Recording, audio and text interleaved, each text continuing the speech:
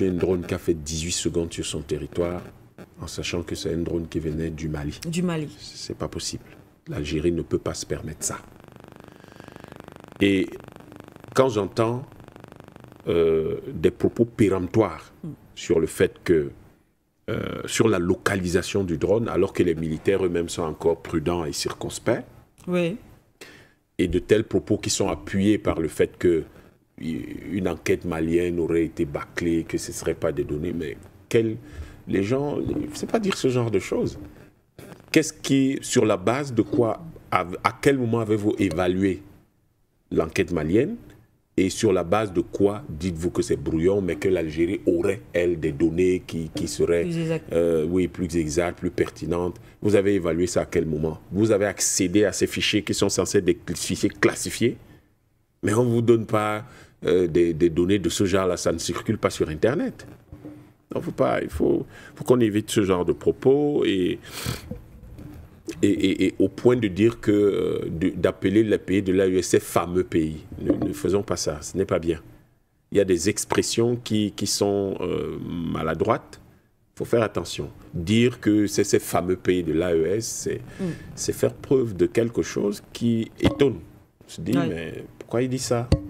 Pourquoi peut-il parler comme ça? C'est une expression en langue française qui est... Oui, de toute façon, c'est quelque chose qui a une expression négative. Donc, c'est pas bon.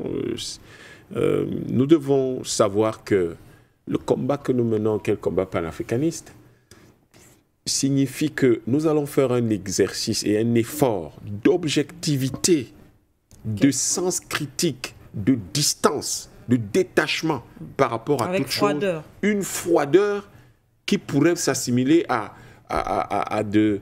On demandera, mais ces gars, est-ce que c'est des cyborgs?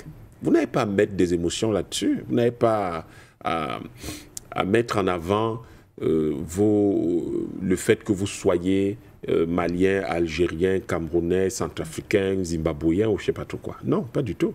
Parce que la solidarité de l'Afrique ne va pas se construire sur ce genre d'attitude. Elle va se construire sur le fait qu'on reste objectif et qu'on évite des propos qui pourraient faire tiquer. Oui. Moi, je crois que dans cette situation, la chose qu'il faut faire aujourd'hui, ce n'est pas de s'imaginer que les Maliens sont devenus fous. Parce que moi, j'étais surpris d'entendre, j'ai l'impression que c'est ce qui s'est dit là. Ils n'ont pas fait, ils ont des enquêtes bâclées qui n'ont aucune pertinence. Gamal Abina a affirmé, en tout cas selon lui, le Mali est mal conseillé. Le Mali est mal conseillé. Je trouve que c'est quand même osé. C'est quand même osé. C'est quand même osé, à mon avis. C'est osé de dire ce genre de choses. Et dire ce genre de choses laisse penser qu'on a pris son parti. Là, on ne parle plus de l'Afrique. C'est devenu l'Algérie contre le Mali. Moi, ce ne sera jamais le cas. Je pense qu'il n'est pas question d'opposer le Mali à l'Algérie. Il est question d'avoir un discours qui, à chaque fois, rappelle un discours dont le fondement est la solidarité africaine. Et cette solidarité, c'est ça le panafricanisme dont nous parlons tous les jours. Il n'y a pas à dire que tel a tort, tel a raison, quand on n'a pas accédé aux fichiers originaux. Oui. Et dire que le Mali est mal conseillé, je trouve que c'est quand même un peu osé, c'est un peu fort de marque de café. Donc, cela dit, je pense que dans la situation actuelle, il y a un certain nombre de repères historiques auxquels il faut faire attention. Dire que ce n'est pas l'Algérie qui a créé la crise de l'Azawad, les trucs, non, il ne faut pas dire ça. Ce n'est pas ça le problème. Si on dit ça comme ça, on laisse croire que l'Algérie aurait peut-être des velléités ou aurait même dans le passé créé des choses. Lesquelles? Ce n'est pas ça la question aujourd'hui. Ce n'est pas ça la question. Et puis, voir les Marocains partout, c'est pas bon. C'est comme une sorte de paranoïa marocaine. C'est pas bon du tout. Je crois que l'Algérie devrait même d'ailleurs chercher à régler ce problème avec le Maroc. Parce que, je dis encore, c'est une question de solidarité africaine. Dire que le Maroc n'a jamais été panafricaniste, c'est une contre-vérité historique. Le groupe de Casablanca s'opposait au groupe de Monrovia, et le groupe de Casablanca, c'est là que les dirigeants du FLN étaient souvent reçus et étaient aidés. Il ne faut pas dire ce genre de choses. Et ce sont ces gens-là qui avaient effectivement l'option panafricaniste. Et ils étaient au Maroc. Et le grand-père ou le père du roi actuel, c'est lui qui était là. Il faut pas, c'est des contes de vérité historiques. Quand on les dit comme ça, plus tard, ça va devenir des goulots d'étranglement dans les relations et dans les négociations entre nos pays. Il faut être très lucide et faire très attention à ça. Il ne s'agit pas de distribuer des bonbons, on dit que tel a raison, tel a tort. Il s'agit de se demander, nous les Africains, nous avons un problème. Ce problème, comment on peut le régler? Parce que dans la situation d'aujourd'hui, nous devons considérer que nous sommes en Afrique, d'autres profitent de l'Afrique. À partir du moment où d'autres profitent de l'Afrique, ça veut dire que nous devons resserrer nos rangs pour nous opposer à ceux qui viennent piller l'Afrique. Mais pas commencer à faire de l'escalade, du chauvinisme local. Ce n'est pas la bonne chose à faire. Il y a un drone qui a été abattu. Supposer qu'il y aurait des gens qui espionneraient quoi en Algérie, ce n'est pas bon. Est-ce qu'il y a des choses à espionner en Algérie? Mais s'il y a des choses à espionner en Algérie, il faut clairement nous le dire. Oui.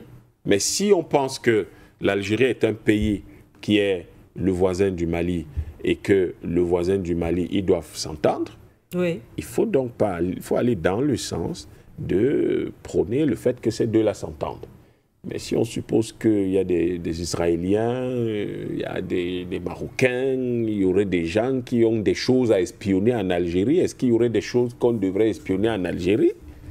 Liées à quoi?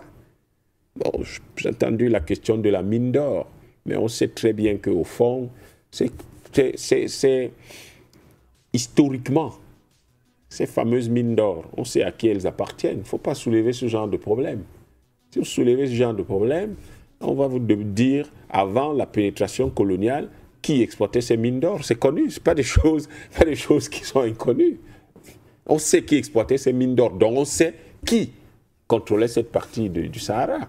Les Français ont tracé à la règle comme ils ont tracé. Bon, c'est peut-être quelque chose qui existe aujourd'hui, mais il faudrait que nous sachions. Et c'est pour ça que le panafricanisme ne peut pas s'accommoder des frontières coloniales. Le panafricanisme ne peut pas s'accommoder de ces histoires de l'Union africaine, comment ils appellent ça, l'intangibilité des frontières héritées de la colonisation. Mais ça veut dire que vous dites que la colonisation est le plus bel héritage de chez vous. Maintenant, comme on ne peut pas s'en accommoder, comment on gère les problèmes? Mais c'est là où vous voyez toute la grandeur de Cheikh Anta Diop quand il parle d'un État confédéral africain. C'est là où vous voyez toute la grandeur de Kwame Nkrumah quand il dit que l'Afrique doit s'unir. Pourquoi, à chaque fois, ça vient justement du sud du Sahara pour l'unité de l'Afrique, mais pas d'ailleurs? C'est pour ça que c'est pas bon, ces propos qui vont dans le sens qui ne vont pas dans le bon sens là. C'est pas bon. Le bon sens veut que, le bon sens panafricaniste veut que, il y a un problème entre l'Algérie et le Mali. Le Mali, oui. Eh bien, il est tout à fait cohérent et logique que tous les pays de l'AES rappellent leurs ambassadeurs. Ça fait partie des mécanismes de fonctionnement d'une confédération. N'a rien d'extraordinaire. Une confédération fonctionne comme ça. La solidarité. C'est comme ça. Lorsque l'Algérie dit « je réplique en rappelant mes ambassadeurs », non, vous ne faites pas ça. Vous ne faites pas ça.